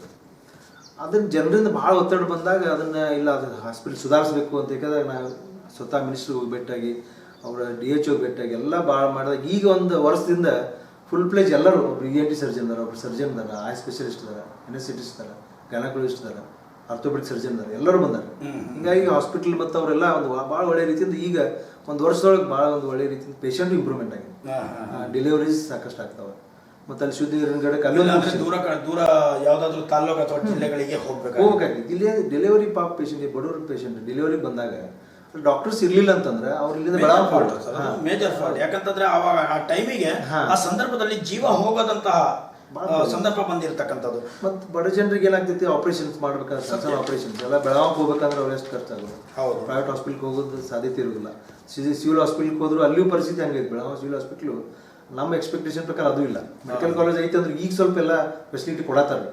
ಈಗ ಒಂದು ಒಳ್ಳೆ ರೀತಿ ಅಲ್ಲೂ ಇಂಪ್ರೂವ್ಮೆಂಟ್ ಆಗದ, ಆಲ್ಮೋಸ್ಟ್ ಎಲ್ಲ ಕಡೆ ಇಂಪ್ರೂವ್ಮೆಂಟ್ ಆಗತ್ತ ಅಂದ್ರು ಇನ್ನೂ ಭಾಳ ಕಾನ್ಸಂಟ್ರೇಷನ್ ನಾವು ಮಾಡಬೇಕಾಗಿದೆ. ಬೇಸಿಕ್ ಹೆಲ್ತ್ ಇಂಪ್ರೂವ್ಮೆಂಟ್ ಮಾಡಬೇಕಾದ್ರೆ ಅವೆಲ್ಲ PHCಗಳನ್ನ ನಮ್ಮ ತಾಲೂಕು ಹಾಸ್ಪಿಟ್ಲ್ಗಳನ್ನ ಸ್ವಲ್ಪ ಒಳ್ಳೆ ರೀತಿ ಮಾಡಿದ್ವಿ ಅಂದ್ರೆ ಇನ್ನೂ ಚಲೋ ಆಗ್ತದೆ. ಮತ್ತು ಈಗ ಬಂದಂಥ ರಮೇಶ್ ಕುಮಾರ್ ಅವರು ಅಟ್ಲೀಸ್ಟ್ ಸ್ವಲ್ಪ ಒಂದು ಒಳ್ಳೆ ಕೆಲಸ ಮಾಡತ್ತಾರೆ. ಯಾಕಂದ್ರೆ ಎಲ್ಲ ಕಡೆ ICU ಘಟಕ ಮಾಡ್ಬೇಕನ್ನುವಂಥದ್ದು ವಿಚಾರ ಕೊಟ್ಟಿದ್ದಾರೆ. ಅದಕ್ಕೆ MLA ಅವರು ಒಂದು 15 ಲಕ್ಷ ರಮೇಶ್ ಕುಮಾರ್ ಅದಕ್ಕೆ ಸಂಪೂರ್ಣವಾಗಿ ಯಾಕಂದ್ರೆ ತಿಳ್ಕೊಳ್ಳೋದ್ರಲ್ಲೂ ಕೂಡ ಸ್ವಲ್ಪ ಮಿನಿಸ್ಟರ್ ಅವರು ಹೆಲ್ತ್ ಮಿನಿಸ್ಟರ್ ಅವ್ರು ಏನು ಮಾಡ್ಯಾರ ಎಲ್ಲ ಕಡೆ ICU ಮಾಡಬೇಕು. ಅಂದ್ರೆ ICU ಫೆಸಿಲಿಟಿ ಇತ್ತಂದ್ರೆ ಸ್ವಲ್ಪ ಏನೋ ಪ್ರಾಬ್ಲಮ್ ಇದ್ದಂಥ ಜನರಿಗೆ ಹಾರ್ಟ್ ಅಟ್ಯಾಕ್ ಇರ್ಬೋದು, ಮತ್ತೇನೋ ಆಕ್ಸಿಡೆಂಟ್ ಕೇಸ್ ಇರ್ಬೋದು, ಇಲ್ಲೇ ಸೂಕ್ತ ಚಿಕಿತ್ಸೆ ಸಿಗಲಿ ಅನ್ನೋಂಥ ಒಂದರಿಂದ 15 ಲಕ್ಷ ರೂಪಾಯಿ MLAಗಳು ಕೊಡುತ್ತೆ. ನಾವು ಡಾಕ್ಟರ್ಗೆ ಹೇಳಿ ಬಂದಿನಿ, ನಾನು ಯಾವಾಗ ಬೇಕು ನಾನು ಲೆಟರ್ ತೊಗೊಂಡು ಹೋಗ್ಬೇಕು, ನೀವು ಮೊದಲು ಮಾಡಿರೋದು ಅಂತ ಹೇಳಿ ಬಂದಿದ್ದೀನಿ. ತುಂಬ ಸಂತೋಷ ಸುದ್ದಿ. ಇದು ಸುಮಾರು ವಿಚಾರಗಳನ್ನು ಮಾತಾಡೋಣ ಅನ್ನಿಸ್ತಾ ಇತ್ತು. ಆದರೂ ಕೂಡ ನಮಗೆ ತಮ್ಮ ಮಾತುಗಳು ಕೇಳ್ತಾ ಇದೆ, ಇನ್ನೂ ಸುಮಾರು ವಿಚಾರಗಳನ್ನು ಮಾತಾಡೋಣ ಅನ್ನಿಸ್ತಾ ಇತ್ತು. ಸಮಯನೂ ಕಡಿಮೆ ಇದೆ. ಆದರೂ ಕೂಡ ಇದು ಕೇಳಲಿದ್ದಂಗೆ ಇರೋಕ್ಕೆ ಆಗ್ತಾ ಇಲ್ಲ. ಏನಾಗಿದೆ ಅಂದರೆ ಇಲ್ಲಿವರೆಗೆ ತಾವು ಮಾಡಿರೋದಂಥ ಕೆಲಸ ಕಾರ್ಯಗಳಲ್ಲಿ ತಮ್ಮ ಮನಸ್ಸಿಗೆ ಮೆಚ್ಚಿರೋದಂತಹ ಕೆಲಸ ಅಂದರೆ ತಾವು ಗುರಿ ಇಟ್ಕೊಂಡು ಬಂದಿರೋದಂತಹ ಕೆಲಸ ಯಾವುದಾಗಿರುತ್ತೆ? ಅದು ಸಂಪೂರ್ಣವಾಗಿ ಮುಗಿದಿದೆಯಾ ಅಥವಾ ಮುಗಿಸ್ಬೇಕಾಗಿದೆಯಾ? ಮುಗಿದು 2-3 ಕೆಲಸ ಹೇಳಿದ್ದಲ್ಲ. ಈಗ ಒಂದು ಈ ಸರ್ಕಲ್ ಒಳಗೆ ಚೆನ್ನಮ್ಮ ಮೂರ್ತಿ ಕುಣಿಸೋದಿರ್ಬೋದು, ಮನಸ್ಸೊಳಗೆ ಒಂದು ಇತ್ತು ನಿರ್ಧಾರ ಆಯ್ತು ಮಾಡಬೇಕು ಅಂತ, ಅದೊಂದಿತ್ತು. ಮತ್ತು ನಮ್ದು ಬೈಲಹೊಂಗಲ ಕುಡಿಯೋ ನೀರಿಂದು ಒಂದು ವ್ಯವಸ್ಥೆ ಮಾಡಿದ್ರು. ಕುಡಿಯೋ ನೀರಿನ ವ್ಯವಸ್ಥೆಗೆ ಅಲ್ಲಿ ಏನಾಯ್ತು, ಹೊಳೆಯಿಂದ ನೀರು ಬರ್ತಿತ್ತು, ಇದೊಂದು ಬ್ಯಾರೇಜ್ ಇರಲಿಲ್ಲ. ಆ ಬ್ಯಾರೇಜ್ ಅದು ಹಂಗೆ ಅದು ಸ್ಯಾಂಕ್ಷನ್ ಆಗಿರಲಿಲ್ಲ, ಹೆಂಗೋ ಉಳಿದಿತ್ತು. ಅದನ್ನು ಬಂದ ಕೂಡಲೇ ಬ್ಯಾರೇಜ್ ಮುಗಿಸಿ ಅಲ್ಲಿ ನೀರು ನಿಲ್ಲಿಸಿ ಅಂದ್ರೆ ಅಟ್ಲೀಸ್ಟ್ ಬೇಸಿಗೆ ಒಳಗೆ ಬೇಸಿಗೆಗಳು ನೀರೆಲ್ಲ ಹೋಗ್ಬಿಡ್ತು. ಹೌದು. ಬೈಲುಗಳು ಕುಡಿಯೋ ನೀರಿನ ಪ್ರಾಬ್ಲಮ್ ಆಗ್ತಿತ್ತು. ಅದನ್ನು ಬ್ಯಾರೇಜನ್ನು ಕಟ್ಟಿ ಮುಗಿಸ್ಬಿಟ್ಟು ಅದನ್ನು ಒಳ್ಳೆ ಕೆಲಸ ಅದೇ ನಿಮಗೆ ಇತ್ತು. ಅದು ಅಂದ್ರೆ ಆ್ಯಕ್ಚುಲಿ ಅದು ರಾಂಗ್, ಯಾರು ಇಂಜಿನಿಯರ್ ಮಾಡ್ಯಾರೋ ಗೊತ್ತಿಲ್ಲ ನನಗೆ. ಅದು ಆ ಸ್ಪಾಟ್ ಒಳಗೆ ಮಾಡಬಾರ್ದಿತ್ತು. ಅವರು ನೀರೆಲ್ಲಿ ಹಂಚಿ ಇನ್ನೂ ಒಂದು ಸ್ವಲ್ಪ ಒಂದು 2-3 ಕಿಲೋಮೀಟರ್ ಮೇಲೆ ಹೋಗಿದ್ರೆ ನೀರು ಯಾವಾಗಲೂ ಇರ್ತಿತ್ತು. ಅಲ್ಲಿ ಅದನ್ನು ಮಾಡಿಬಿಟ್ಟಿದ್ರೆ ಜಾಕ್ವೆಲ್ ಮಾಡಿಬಿಟ್ಟಿದ್ರೆ ಅಲ್ಲಿಂದ ನೀರು ಯಾವಾಗಲೂ ಬೈಲುಗಳು ಬರ್ತಿತ್ತು. ಅದ್ರ ಸಲುವಾಗಿ ಸುಮ್ಮನೆ ಮತ್ತೆ ನಾವು 3-4 ಕೋಟಿ ಖರ್ಚು ಮಾಡಿ ಮತ್ತೆ ಬ್ಯಾರೇಜ್ ಮಾಡ್ಬೇಕಾಗ್ತದೆ. ಅಂದ್ರೆ ನಮ್ಮ ಇಂಜಿನಿಯರ್ಸ್, ಸರ್ಕಾರಿ ಇಂಜಿನಿಯರ್ಸ್ನು ಅದನ್ನೆಲ್ಲ ವಿಚಾರ ಮಾಡಿ ಮಾಡ್ಬೇಕಾಗ್ತದೆ. ಅಂಥವೆಲ್ಲ ಭಾಳ ಪ್ರಾಬ್ಲಮ್ ಅದಾವ ಅಂತವೆಲ್ಲ ಹೇಳ್ಬೇಕಾಗ್ತದೆ. ಇದಕ್ಕೆ ಸಂತೋಷ ಇದೆ ನಿಮಗೆ ಈ ಥರ ಮಾಡಿದ್ದೀನಿ ನಮ್ಮ ಕ್ಷೇತ್ರದಲ್ಲಿ ನಾನು ಅಂತ ಹೇಳ್ಬಿಟ್ಟು ತುಂಬ ಸಂತೋಷ ಸುದ್ದಿ. ಈಗ ರಾಜ್ಯ ಸರ್ಕಾರಕ್ಕಾಗಿರಲಿ ಕೇಂದ್ರ ಸರ್ಕಾರದಲ್ಲಾಗಿರಲಿ ಇವತ್ತು ಹೆಚ್ಚಿನ ಪ್ರಮಾಣಕ್ಕೆ ನಾವು ಕಣ್ತುಂಬ ನಿದ್ದೆ ಮಾಡ್ತಾ ಇದ್ದೀವಿ ಅಂತಂದರೆ ನಮ್ಮ ಯೋಧರು, ನಮ್ಮ ಸೈನಿಕರು, ಮತ್ತು ಹೊಟ್ಟೆ ತುಂಬ ನಾವು ತಿನ್ನಬೇಕಾಗಿದೆ ಅಂತಂದರೆ ಮುಖ್ಯವಾದ ಪಾತ್ರ ಇರ್ತಕ್ಕಂಥ ನಮ್ಮ ರೈತ ಬಾಂಧವರಿಗೆ. ಈ ಎರಡು ಕಡೆನೂ ರಾಜ್ಯ ಸರ್ಕಾರ ಆಗಿರಲಿ ಕೇಂದ್ರ ಸರ್ಕಾರ ಆಗಿರಲಿ ಇವರಿಗೆ ಕೊಡಬೇಕಾಗಿರೋದಂತಹ ಫೆಸಿಲಿಟೀಸನ್ನು ತಲುಪ್ತಾ ಇಲ್ಲ ಅಂತ ಜನ ಅಭಿಪ್ರಾಯಗಳಿದೆ. ಇದಕ್ಕಾಗಿ ತಮ್ಮಿಂದ ಒಂದು ಮನವಿ ಈ ವಿಡಿಯೋ ಮುಖಾಂತರ ಏನಾದ್ರು ಕೊಡೋಕೆ ಇಷ್ಟಪಡ್ತೀರಾ? ಈಗ ಕೇಂದ್ರ ಸರ್ಕಾರ ನಮ್ಮ ಸೈನಿಕರಿಗೆ ನಿಜವಾಗಿ ಭಾಳ ಒಳ್ಳೆ ಕೆಲಸ ಮಾಡಿದ್ದಾರೆ. ಯಾಕಂದ್ರೆ ಒನ್ ರ್ಯಾಂಕ್ 1 ಪೆನ್ಷನ್ ಅಂತ ಅನ್ನುವಂಥ ಒಂದು ಯೋಜನೆ ಇತ್ತು. ಅದನ್ನು ಕೇಂದ್ರ ಸರ್ಕಾರ ಜಾರಿಗೆ ಮಾಡಿದ್ದಾರೆ ಈಗಾಗಲೇ. ಅದನ್ನು ಭಾಳ ಜನ ಸೈನಿಕರು ನಾವು ಮಾತಾಡಿಸಿದಾಗ ಅವರು ಖುಷಿ ಇದ್ದಾರೆ ಅದರಿಂದ ಅವರು ಸೈನಿಕರಿಗೆ ಆ್ಯಕ್ಚುಲಿ. ಮತ್ತು ಈಗ ನೀವೆಲ್ಲ ನೋಡತ್ತಿರ್ಬೇಕು ಮಾಧ್ಯಮದೊಳಗೂ ಅವ್ರಿಗೆ ಬುಲೆಟ್ ಪ್ರೂಫ್ ಹೆಲ್ಮೆಟ್ ಇರ್ಬೋದು, ಬುಲೆಟ್ ಪ್ರೂಫ್ ಜಾಕೆಟ್ ಇರ್ಬೋದು, ಮತ್ತು ಅವ್ರಿಗೆ ಅವು ತೋಪುಗಳು ಅವನ್ನ ಅದು ನಿಜ. ಈ ಬಾರಿಗೆ ಅದು ಮೊದಲನೇದಾಗಿ ಮಾಡಿರೋದಂತಹ. ಯಾಕಂದ್ರೆ ಇದಕ್ಕಿಂತ ಹಳೆ ಸರ್ಕಾರಗಳನ್ನು ಯಾವುದೇ ಸರ್ಕಾರ ಮಾಡಿಲ್ಲ. ಒಂದ್ ಕಾಲ ಬಿಜೆಪಿ ಸರ್ಕಾರನೂ ಸಿಕ್ಕಿದೆ, ಒಂದ್ಸಲ JDS ಸರ್ಕಾರನೂ ಸಿಕ್ಕಿದೆ, ಕಾಂಗ್ರೆಸ್ ಸರ್ಕಾರನೂ ಸಿಕ್ಕಿದೆ. ಆದ್ರೂ ಕೂಡ ಅಂತ ಸಂದರ್ಭದಲ್ಲಿ ಎಲ್ಲೂ ನೋಡಿರಲಿಲ್ಲ. ಈಗ ಒಂದು ಒಳ್ಳೆ ಕೆಲಸ ಮಿಲಿಟರಿ ಅವರಿಗೆ ಒಂದು ಒಳ್ಳೆ ಕೆಲಸ ಆಗ್ತದೆ. ಯಾಕಂದ್ರೆ ಮಿಲಿಟರಿ ಮಜಬೂತ್ ಇದ್ರೆ ನಾವೆಲ್ಲ ದೇಶದೊಳಗೆ ಸುರಕ್ಷಿತವಾಗಿರ್ತೀವಿ ಅನ್ನುವಂಥ ಒಂದು ಮನೋಭಾವನೆ ನಮ್ಮ ಪ್ರಧಾನಮಂತ್ರಿಯವರು ಬಂದಿದ್ದಕ್ಕಾಗಿ ಇವೆಲ್ಲ ಕೆಲಸಗಳು ನಡೀತಾ ಇದ್ದನ್ನು ನೋಡಿದೆ ನಾವು. ಅಂಥ ಒಂದು ಒಳ್ಳೆ ಕೆಲಸ ಅಂತೂ ನಡೆದದ. ರೈತರ ಸಲುವಾಗಿನೂ ಅನೇಕ ಕೆಲಸಗಳು ಆಗಬೇಕು. ಯಾಕಂತಂದ್ರೆ ರೈತರಿಗೆ ನಾವೆಲ್ಲ ಬಹಳ ಜನ ನಾ ಈಗ ಮಾತಾಡಿದ್ರು ಕೆಲವಷ್ಟು ಜನ ನಾನು ತಪ್ಪು ಅಂತ ತಿಳ್ಕೋಬೋದು. ಯಾಕಂದ್ರೆ ಈ ಸಾಲ ಮನ್ನಾ ಸಲುವಾಗಿ ಎಲ್ಲರೂ ಮಾತಾಡ್ತಾರೆ. ಆದರೆ ಯಾರು ಒಳ್ಳೆ ರೈತರದ ಯಾರು ಸಾಲ ಮನ್ನಾ ಕೇಳೋದಿಲ್ಲ. ನಿಜವಾಗಿ ಹೇಳೋದು ಸತ್ಯ ಇದೆ. ಸಾಲ ಮನ್ನಾ ಯಾರಿಗೆ ಬೇಕಾಗ್ತದೆ ಅಂದ್ರೆ ಸುಮ್ಮನೆ ಏನೋ ಅವ್ರ ವೈಯಕ್ತಿಕವಾಗಿ ಮಾಡ್ಕೊಂಡು ಸಾಲಕ್ಕೇನೆ ಅವರು ಪ್ರಾಬ್ಲಮ್ ಆಗತ್ತಿರ್ತದೆ. ಅಂದ್ರೆ ಆ್ಯಕ್ಚುಲಿ ಸರಿಯಾದ ಒಂದು ಕರೆಂಟು, ಸರಿಯಾದ ನೀರಿನ ವ್ಯವಸ್ಥೆ. ಕರೆಗೆ ಏನಾಗಿದೆ ನಮ್ಮ ರೈತರು ಭಾಳ ಜನ ನೋಡಿ, ನಾವು ರೈತರ ಫ್ಯಾಮಿಲಿಯಿಂದ ಬಂದಿದ್ದರಿಂದ ನಾವು ನೋಡ್ತೀವಲ್ಲ, ರೈತರಿಗೆ ಪ್ರಾಬ್ಲಮ್ ಏನೈತೆ ಅಂದ್ರೆ ಈ ಒಂದು ನೀರಾವರಿ ಯೋಜನೆಗಳಿರ್ಬೋದು ಅಥವಾ ನಮ್ಮ ಹಳೆ ಪದ್ಧತಿಗಳನ್ನ ಅನುಸರಿಸ್ಕೊಂತ ಹೋಗುವಂಥದ್ದು ನಾವು ನೋಡ್ತೀವಿ. ಅವ್ರೇಂತ ನಮ್ಮ ಅಜ್ಜ ಮಾಡ್ತಿದ್ದ ಅಥವಾ ನಮ್ಮ ಅಪ್ಪ ಹಿಂಗೆ ಮಾಡ್ತಿದ್ದ, ಅದಕ್ಕೆ ನಾನು ಹಿಂಗೆ ಮಾಡಬೇಕು ಅನ್ನುವಂಥದ್ದನ್ನ ಹೊಸ ಟೆಕ್ನಾಲಜಿ ಅಳವಡಿಸ್ಬೋದಿಲ್ಲ. ಈಗ ಡ್ರಿಪ್ ಇರಿಗೇಷನ್ ಇರ್ಬೋದು, ಮೈಕ್ರೋ ಇರಿಗೇಷನ್ ಇರ್ಬೋದು, ಅಥವಾ ಹೊಸ ಮಷಿನರಿ ಬರ್ತಾವೆ ಅವ್ನು ಯೂಸ್ ಮಾಡ್ಬೇಕು ಅನ್ನೋದಿರ್ಬೋದು. ಅವ್ನು ಯಾರು ಭಾಳ ಜನ ಮಾಡ್ಕೊಳ್ತಾ ಇಲ್ಲ. ಅದ್ರ ಸಲುವಾಗಿ ಅದಕ್ಕೊಂದು ಸ್ವಲ್ಪ ನಾವು ಸರ್ಕಾರದವ್ರು ಹೆಚ್ಚು ಮಹತ್ವ ಕೊಟ್ಟರೆ, ಇವತ್ತು ಕೇಂದ್ರ ಸರ್ಕಾರ ಅನೇಕ ಯೋಜನೆಗಳು, ಬೆಳೆ ವಿಮಾ ತಂದದ, ಬೆಳೆ ಪರಿಹಾರ ಕೊಡತ್ತಾರ, ಇವೆಲ್ಲ ತಾತ್ಕಾಲಿಕ ಇವೆಲ್ಲ. ಆದ್ರೆ ರೈತರು ತಾವ ಸ್ವಂತ ಕಾಲ ಮೇಲೆ ನಾವು ನಿಂತು ಯಾರ ಕಡೆಯಿಂದನೂ ನಮಗೆ ಏನೋ ಭಿಕ್ಷೆ ಬೇಡಪ್ಪ, ಇಡೀ ಜಗತ್ತಿಗೆ ನಾವು ಊಟ ಕೊಡುವಂಥ ರೈತರು ಇವತ್ತು ಮತ್ತೊಬ್ರು ಕೈ ಒಡಿ ಕೇಳುವಂಥದ್ದನ್ನ ಆಗ್ಬಾರ್ದು. ಅದ್ರ ಸಲುವಾಗಿ ಅವ್ರು ಕೊಡಬೇಕಾಗಿರೋದು ನಮ್ಮಂತವ್ರ ಕೈಗೆ. ಈಗ ಹೊಟ್ಟೆಗೆ ನಮಗೆ ಹೋಗ್ತಾ ಇದೆ ಅಂದ್ರೆ ಅವರಿಂದ ಅಂತ ಜನ ನಾವು ಮತ್ತೊಬ್ಬರ ಕಡೆ ಕೈ ಒಡ್ಡೋಕ್ಕಿಂತ ನಾವು ಸ್ವಂತ ನಿಂತು ನಮ್ಮ ಕಾಲ ಮೇಲೆ ನಿಲ್ಲುವಂಥದ್ದೊಂದು ಧೈರ್ಯ ತಗೊಂಡ ಅದಕ್ಕೆ ನಾವೆಲ್ಲರೂ ಆ ರೀತಿ ನಾವು ಏನಾಗ್ತೀವಿ ನೋಡ್ರಿ. ಒಂದು ಎಕ್ಸಾಂಪಲ್ ಭಾಳ ಮಹತ್ವದಂದ್ರೆ ಒಬ್ಬ ರೈತಗೆ 10 ಎಕರೆ ಹೊಲ ಆಯ್ತಂದ್ರೆ ಇವತ್ತು ಕಬ್ಬಿಗೆ ಒಂದು 3,000 ರೂಪಾಯಿ ರೇಟ್ ಕೊಟ್ಬಿಟ್ಟು ಎಲ್ಲರೂ ಕಬ್ಬು ಹಾಕ್ಬಿಡ್ತಾನೆ 10 ಎಕರೆ. ಅದು ಹಂಗಾಗ್ಬಾರ್ದು. ಬಹಳ ದೊಡ್ಡ ಪ್ರಾಬ್ಲಮ್ ಇದೆ ಇದು ನಮ್ಮ ರಾಜ್ಯದಲ್ಲಿ. ಅದನ್ನ ಏನ್ ಮಾಡ್ಬೇಕು, 10 ಎಕರೆದಾಗ 2 ಎಕರೆ ಕಬ್ಬು, 2 ಎಕರೆ ಮತ್ತೊಂದು ಗೊಂಜಾಳ, 2 ಎಕರೆ ಜೋಳ, ಈ ರೀತಿ ಮಾಡ್ಕೊಂಡ್ರೆ ಯಾವುದೇ ಒಂದ್ರೊಳಗೆ ತನ್ನ ಮನೆತನ ನಡುವಂಗೆ ಆಗ್ತದೆ. ಮತ್ತೆ ದನಗಳಿಗೆ ಮೇವು ಆಗ್ತದೆ, ಕಾಳಾಗ್ತದೆ, ಎಲ್ಲ ಆಗ್ತದೆ. ಅದನ್ನ ಯಾರು ಮಾಡಾಕ್ತಿಲ್ಲ. ಬೆಳೆಸಿದ್ರೆ ಒಂದೇ ಒಂದು ಬೆಳೆಸಬಹುದು. ಈಗ ರೀಸೆಂಟ್ಲಿ 2 ಮುಂದೆ ಬಂದಿದೆ. ಒಂದು ಈರುಳ್ಳಿ ಬಗ್ಗೆನೂ ಅಷ್ಟೇ, ಎಲ್ಲಾರು ಈರುಳ್ಳಿಗಳು ಹಾಕಿ ಇವತ್ತು ಏನಾಗ್ಬಿಟ್ಟಿದೆ, ನಾಶ ಆಗೋದು. ಇವತ್ತು ನಮ್ಮ ಟೊಮ್ಯಾಟೊ ಅದೇ ತರ ಒಂದು ಲಾಸ್. ಇವತ್ತು ನೋಡಿದ್ರೆ ತುಂಬಾ ರೈಟ್ ನಮ್ಮ ಬೈಲಹೊಂಗಲ ಹತ್ತಿ ಆಗ್ತದೆ. ಮೊದಲು ಮ್ಯಾಕ್ಸಿಮಮ್ ಹತ್ತಿ ಅಂದ್ರೆ ಕಾಟನ್ ಬೆಳೆಯುವಂತ ಏರಿಯಾ, ದೊಡ್ಡ ಮಾರ್ಕೆಟ್ ಇತ್ತು ನಮ್ಮ ಬೈಲಹೊಂಗಲ. ಅದು ಹೋಗ್ಬಿಟ್ಟು ಈ ಮಾರ್ಕೆಟ್ ಎಲ್ಲ ಪೂರ್ತಿ ಬಹಳ ದುಃಖದ ವಿಚಾರ ಇದು ಹೇಳ್ಬೇಕಂತಂದ್ರೆ. ಸರಿ, ತುಂಬ ಸಂತೋಷ ಆಯಿತು ತಮ್ಮ ಮಾತುಗಳು ಕೇಳ್ತಾ ಇದ್ರೆ. ಇವತ್ತು ತಾವು BJP ಅಧ್ಯಕ್ಷರಾಗಿದ್ದೀರಾ, ಜಿಲ್ಲಾ ಅಧ್ಯಕ್ಷರಾಗಿದ್ದೀರಾ ಬೆಳಗಾವಿ ಜಿಲ್ಲೆಗೆ. ಹಾಗಾಗಿ ತಮ್ಮ ಕ್ಷೇತ್ರದಲ್ಲಿ ಇರ್ತಕ್ಕಂಥ ಜನರಿಗೆ ಆಗಿರ್ಬೋದು, ಇಡೀ BJP ಇದರಲ್ಲಿ ಜಿಲ್ಲಾದ ಜನರಿಗೆ ಆಗಿರ್ಬೋದು, ಇಡೀ ನಮ್ಮ ರಾಜ್ಯದಲ್ಲಿ ಇರ್ತಕ್ಕಂಥ ಜನರಿಗೆ ಆಗಿರ್ಬೋದು, ಈಗ ಮುಂದಿನ ಚುನಾವಣೆಯಲ್ಲಿ ಬರ್ತಕ್ಕಂತಹ ಸರ್ಕಾರ ತಮ್ಮ ಒಂದು ಅನಿಸಿಕೆ ಪ್ರಕಾರ, ತಮ್ಮ ಒಂದು ಗುರ್ತು ಇದು ಇಟ್ಕೊಂಡಿರೋದಂತಹ ಪ್ರಕಾರ ಯಾವ ಸರ್ಕಾರ ಬರಬಹುದು, ಯಾವ ಥರ ತಾವು ಹೇಳ್ತೀರಾ ನಿಮ್ಮ ಸರ್ಕಾರ ಬರಬಹುದು ಅನ್ನೋದನ್ನು ತಾವು? ಈಗ ಒಂದು ವಾತಾವರಣ ನಿಜವಾಗಿ ಹೇಳ್ಬೇಕಂದ್ರೆ ಭಾಳ ವಾತಾವರಣ ಚೇಂಜ್ ಆಗಿದೆ. ಈಗ ನಮ್ಮ ಕರ್ನಾಟಕ ಒಳಗೆ ಈ ಕಾಂಗ್ರೆಸ್ ಸರ್ಕಾರ ಬಂದ ಮೇಲೆ ಜನರಿಗೆ ಬೇಸರ ಆಗಿದೆ. ಯಾಕಂತಂದ್ರೆ ಎಲ್ಲಿಯೂ ಈಗ ನೋಡ್ರಿ, ಯಾರನ್ನ ಕಾಂಗ್ರೆಸ್ MLAಗಳನ್ನ ಕೇಳಿದಾಗ ಎಲ್ಲ ಹೇಳ್ತಿದ್ರು ನೀವು ಯಡಿಯೂರಪ್ಪ ಮುಖ್ಯಮಂತ್ರಿ ಇದ್ದಾಗ ಯಾವ ರೀತಿ ಕೆಲಸಗಳು ಆಗ್ತಿದ್ವು ಆ ರೀತಿ ಅಷ್ಟು ಫಂಡ್ ಬಿಡುಗಡೆ ಆಗತ್ತಿಲ್ಲ, ಈಗ ಕೆಲಸ ಆಗತ್ತಿಲ್ಲ ನಮ್ಮ ಸರ್ಕಾರದಾಗ ಅಂತ ಅವರ ಕಾಂಗ್ರೆಸ್ ಎಮ್ಮೆಲ್ಗಳು ಹೇಳ್ತಾರೆ ನಾವು. ಅಂತ ಜನರಲ್ಲಿ ಅದೇ ಭಾವನೆ ಐತಿ. ಅದಕ್ಕೆ ಜನರಿಗೆ ಈಗ ಮುಂದಿನ ಜನ್ಮ ಅಂದ್ರೆ 2018ನೇ ಇಸ್ವಿ ಒಳಗೆ BJP ಸರ್ಕಾರ ಬರ್ಬೇಕನ್ನುವಂಥ ಮನೋಭಾವನೆ ಎಲ್ಲರಲ್ಲೂ ಇವತ್ತು ಬೆಳೆದ್ಬಿಟ್ಟದು. ಹೀಗಾಗಿ ನನಗೆ ಅನಿಸಿದ ಮಟ್ಟಿಗೆ ಇವತ್ತು ಮೋದಿ ಅವರೇನೋ ಒಂದು ಕಾರ್ಯವೈಖರಿ ಇಡೀ ದೇಶಗಳನ್ನ ಸುತ್ತುವಂಥದ್ದು ಇರ್ಬೋದು, ನಮ್ಮ ದೇಶದೊಳಗೆ ಅನೇಕ ಯೋಜನೆಗಳು ತಂದಂಥದ್ದು ಇರ್ಬೋದು, ಎಲ್ಲದರಿಂದ ಯಂಗ್ಸ್ಟರ್ ಒಂದು ಯಂಗ್ ಜನ್ರೇಷನ್ ಏನಿಲ್ಲ ನಮ್ಮ ಭಾರತ ದೇಶದೊಳಗೆ ಯಂಗ್ ಜನ್ರೇಷನ್ ಒಂದು ಶಕ್ತಿ 65% ಹೆಚ್ಚಿದ್ದಂಥ ಯುವ ಶಕ್ತಿ ಏನಿಲ್ಲ ಅದು ಪೂರ್ತಿ BJP ಕಡೆ ಇವತ್ತು ವಾಲಿದಂಥದ್ದು ನಾವು ನೋಡಿದ್ದೀವಿ. ಅದಕ್ಕೆ ಇವತ್ತು ಯುವಕರು ಇರ್ಬೋದು, ರೈತರು ಇರ್ಬೋದು, ಎಲ್ಲ ಜನಾಂಗದವ್ರು ಮತ್ತು ಬೇರೆ ಬೇರೆ ಇವತ್ತು ನಮ್ಮ ರಾಷ್ಟ್ರಪತಿಯನ್ನು ಇವತ್ತು ನಮ್ಮ ದಲಿತ ಒಬ್ಬ ವ್ಯಕ್ತಿನ ರಾಷ್ಟ್ರಪತಿಯನ್ನು ಮಾಡಿದಂಥದ್ದು ಇರ್ಬೋದು, ಇವೆಲ್ಲ ಇವು ನೋಡಿದರೆ BJPಗೆ ಹೆಚ್ಚಿನ ಒಂದು ಸಪೋರ್ಟ್ ಸಿಕ್ಕು 150+ ಅಂತ ನಾವು ನಮ್ಮ ಯಡಿಯೂರಪ್ಪನವ್ರ ಒಂದು ಮಿಷನ್ ಇಟ್ಕೊಂಡ 150 ಹೆಚ್ಚಿನ MLAಗಳನ್ನ ನಮ್ಮ ಕರ್ನಾಟಕ ಒಳಗೆ ಮಾಡಬೇಕು ಅನ್ನುವಂಥದ್ದನ್ನ ಅವರೊಂದು ಮಹತ್ವಾಕಾಂಕ್ಷೆ ಐತಿ, ಅದನ್ನು ಆಗ್ತೈತಿ ಅನ್ನುವಂಥದ್ದು ನಂದು ಒಂದು ನಂಬಿಕೆ. ಸೊ ನನಗೆ ಕ್ಷೇತ್ರ ನಾ ಜಿಲ್ಲಾ ಅಧ್ಯಕ್ಷ ಇರೋದ್ರಿಂದ 8 ಕ್ಷೇತ್ರ ಬರ್ತಾವೆ ನಾನು ಬೆಳಗಾವಿ ಗ್ರಾಮೀಣ. ಆ 8 ಕ್ಷೇತ್ರದೊಳಗೆ ನಾವು BJP ಒಂದು ಒಳ್ಳೆ ರೀತಿ ನಮ್ಮ ಅಭ್ಯರ್ಥಿಗಳನ್ನ ಹುಡುಕಿ ಅವರಿಗೆ ಸ್ವಲ್ಪ ಸಪೋರ್ಟ್ ಕೊಟ್ಟು ಒಂದು ಒಳ್ಳೆ ರೀತಿ ಅವ್ರಿಗೆಲ್ಲ ತಯಾರು ಮಾಡ್ಬೇಕು ಅನ್ನುವಂಥದ್ದು ವ್ಯವಸ್ಥಿತವಾಗಿ ಒಂದು ಕೆಲಸ ನಡೆಸಿದ್ವಿ. ಅದಕ್ಕೆ 8 ಒಳಗೆ ಅಟ್ಲೀಸ್ಟ್ ನಾವು 7 ಕ್ಷೇತ್ರ ಗೆದಿಬೇಕು ಅನ್ನುವಂಥ ಮಹತ್ವಾಕಾಂಕ್ಷೆ ನಮ್ಮದು. 8ರಲ್ಲಿ 7 ಅಂತೂ ನಿಮ್ದು ಬಂದೇ ಬರುತ್ತೆ ಅನ್ನುವಂಥದ್ದು ಒಂದು ಇದು. ತುಂಬ ಸಂತೋಷ ಸುದ್ದಿ ಇದು. ಸುಮಾರು ವಿಚಾರಗಳನ್ನು ವಿವರಗಳನ್ನು ಕೇಳೋಣ ಅಂದರೆ ಸಮಯ ಭಾಳ ಕಡಿಮೆ ಇದೆ. ಹಾಗಾಗಿ ಕೊನೆಯಾಗಿ ನಾನೊಂದು ಪ್ರಶ್ನೆ ಕೇಳಿ ನನ್ನ ಮಾತುಗಳನ್ನು ಮುಗಿಸ್ತಾ ಇದ್ದೀನಿ. ಇವತ್ತು ನ್ಯಾಷನಲ್ ಪಾಲಿಟಿಕ್ಸ್, ಸೋಷಿಯಲ್ ಮೀಡಿಯಾ ಪ್ರತಿಯೊಂದು ರಾಜಕಾರಣಿಗಳ ಮಾಹಿತಿಗಳನ್ನು ಸಂಪೂರ್ಣವಾಗಿ ಒಂದೇ ಒಂದು ಪ್ಲಾಟ್ಫಾರ್ಮಲ್ಲಿ ತಂದು ನಿಲ್ಲಿಸಿದೆ. ಯಾವುದೇ ಸರ್ಕಾರ ಆಗಿರಲಿ, ಯಾವುದೇ ರಾಜಕಾರಣಿಗಳಾಗಿರಲಿ, ಅವ್ರು ಮಾಡಿರೋದಂಥ ಸಣ್ಣ ಗ್ರಾಮ ಪಂಚಾಯತಿಯಿಂದ ಅಪ್ ಟು ಮಿನಿಸ್ಟರ್ವರೆಗೂ ಒಂದೇ ಒಂದು ಪ್ಲಾಟ್ಫಾರ್ಮಲ್ಲಿ ತಂದು ನಿಲ್ಲಿಸಿ ಜನರಿಗೆ ಮಾಹಿತಿಗಳನ್ನು ತೋರುತ್ತಾ ಇದೆ. ಅದೇ ಸಲುವಾಗಿ ನಿನ್ನೆನೂ ನಾವು ತಮ್ಮ ಹತ್ರ ಭೇಟಿ ಮಾಡಕ್ಕೆ ಬಂದಿದ್ವಿ, ತಮ್ಮವ್ರ ಹತ್ರ ಸಂಪೂರ್ಣ ಮಾಹಿತಿಗಳನ್ನು ಕೊಟ್ಟಿದ್ವಿ. ಅದಕ್ಕಾಗಿ ತಮ್ಮದು ಒಂದು ಮೂಲ್ಯವಾದ ಸಮಯವನ್ನು ನಮ್ಮ ಜೊತೆಗೆ ಹಂಚ್ಕೊಂಡಿದ್ದೀರಾ. ಈ ಥರ ನಾವು ಮಾಡ್ತಾ ಇರೋದ್ರಿಂದ ತಮ್ಮ ಒಂದು ಅನಿಸಿಕೆ, ಅಭಿಪ್ರಾಯ ನಮ್ಮ ವೀಕ್ಷಕರಿಗೆ. ನಿಜವಾಗಿಯೂ ನೀವು ಭಾಳ ಒಳ್ಳೆ ಕೆಲಸ ಮಾಡ್ತೀರಿ. ಯಾಕಂದ್ರೆ ಜನರಿಗೆ ನಮ್ಮ ಜನಪ್ರತಿನಿಧಿಗಳು ಏನು ಮಾಡತ್ತಾರೆ ಅನ್ನೋದು ಗೊತ್ತಾಗಬೇಕು. ಯಾಕಂದ್ರೆ ಇವತ್ತು ಯಾವುದೇ ಈಗ ನಾವು ವೈಯಕ್ತಿಕ ಇರೋದ್ರೆ ಯಾರೇ ಒಳ್ಳೆ ಕೆಲಸ ಮಾಡ್ತಾರೋ ಅವ್ರದ್ದು ಆರಿಸ್ತಾರುವಂಥ ಜವಾಬ್ದಾರಿ ಜನರಿಗೆ ಇರ್ತದೆ.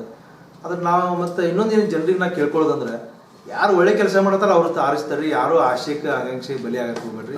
ಒಂದು ಒಳ್ಳೆ ರೀತಿ ನಾವು ಒಳ್ಳೆ ಕೆಲಸ ಮಾಡಿದ್ರೆ ನಾನು ನೆಕ್ಸ್ಟ್ ಆರಿಸ್ತಾರೆ, ಇಲ್ಲ ನಾವು ಆರಿಸ್ತಿರೋದೇನು ಜरूर ಇಲ್ಲ. ಯಾಕಂತಂದ್ರೆ ಏನಾಗ್ತದೆ, ಒಳ್ಳೆ ಕೆಲಸ ಮಾಡೋ ಆರಿಸಿ ಬಂದ್ರಂದ್ರೆ ನಮ್ಮ ರಾಜ್ಯ ಸುಧಾರಿಸ್ತದೆ, ದೇಶ ಸುಧಾರಿಸ್ತದೆ.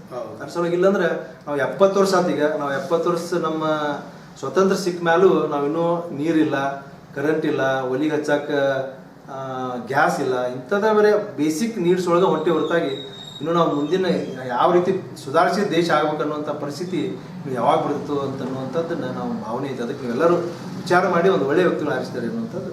ತುಂಬ ಸಂತೋಷ ಆಯಿತು. ತಮ್ಮ ಮಾತುಗಳು ಕೇಳ್ತಾ ಇದ್ರೆ ಸುಮಾರು ವಿಚಾರಗಳನ್ನು ಕೇಳೋಣ ಅನಿಸ್ತಾ ಇತ್ತು. ಸಮಯ ಕೊಡ್ತಾ ಇದೆ, ಸಮಯ ಇಲ್ದಿರೋದ್ರಿಂದ ನಮ್ಮ ಮಾತುಗಳು ಇಲ್ಲಿಗೆ ಮುಕ್ತಾಯ ಮಾಡಿ ನಿಮ್ಮ ನೋಡ್ತಾ ಇರುವ ಕೇಳ್ತಾ ಇರುವ ನಮ್ಮ ವೀಕ್ಷಕರ ಪರವಾಗಿ ಹಾಗೂ ನಮ್ಮ ನ್ಯಾಷನಲ್ ಪಾಲಿಟಿಕ್ಸ್ politiciansindia.com ಪರವಾಗಿ ತಮಗೆ ಅಭಿನಂದನೆಗಳು. ಥ್ಯಾಂಕ್ ಯು, ನಮಸ್ಕಾರ, ಧನ್ಯವಾದ.